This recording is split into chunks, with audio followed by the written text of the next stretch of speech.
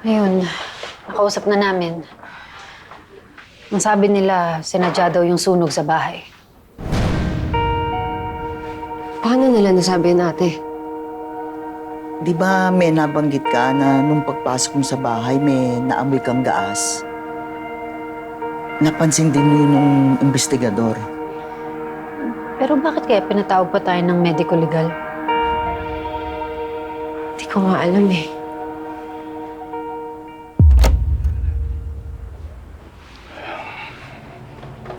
Magandang araw po sa inyo. Ng araw po. Magandang araw. Bakit niyo kami pinatawag?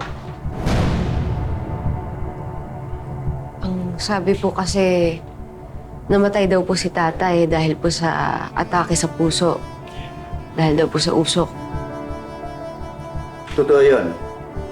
May laso ng usok na pwedeng maging sanhi ng heart attack. Pero may nakita kaming isa pa sa pag-examine namin sa kanya. Ano ho yan? May fracture sa bungo ng tatay ninyo. Hindi siya nadulas at nabago. Tulad ng una nating inakala. Mukhang may humampas sa kanya. At sinadya ang paghampas sa kanya. Ano pong ibig niyo sabihin? May pumatay po sa tatay namin? Posible.